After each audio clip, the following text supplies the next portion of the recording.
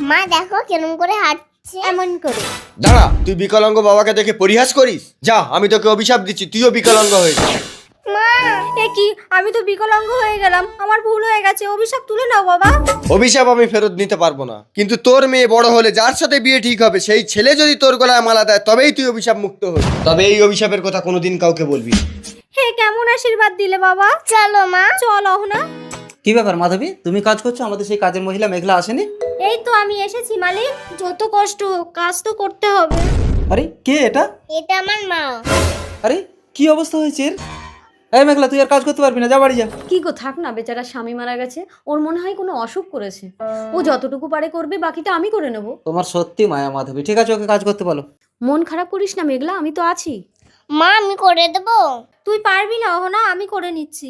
এই মেঘলা দে, আমি করে নিচ্ছি, দে। থাক মালকিন, আপনি আর আমার জন্য কত করবেন। এইভাবে কেটে গেল 20টা বছর।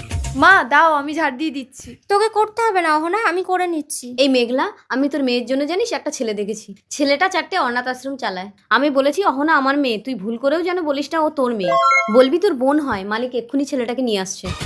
মা আমি তো মালকিনের ছেলেকে ভালোবাসি। চুপ কর। কি হয়েছে অহনা? দেখো না মৌখিক, তোমার মা আমার জন্য ছেলে দেখেছে। চিন্তা করো না অহনা, সব ঠিক হয়ে যাবে। উজ্জ্বল বাবু এসো। নমস্কার। এসো বাবা, বসো। মা অহনা আয়, এটা আমার মেয়ে। আরে আমার ছেলে মৌখিক। আর ইনি কে? ওটা তো আমার বড় মেয়ে।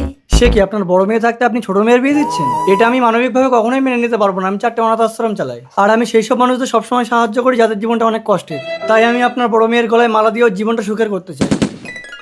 এই নিন মালা। সত্যি অদৃষ্টের কি দারুণ দৃশ্য। আজ থেকে তোমার সারা জীবনের দায়িত্ব আমি নিলাম। অভিশাপ মুক্ত। মেঘলা, কে তুমি? ওটা তোর মা, তুই তখন ছোট। আমার অভিশাপে তোর মা এতদিন বিকলাঙ্গ হয়েছিল।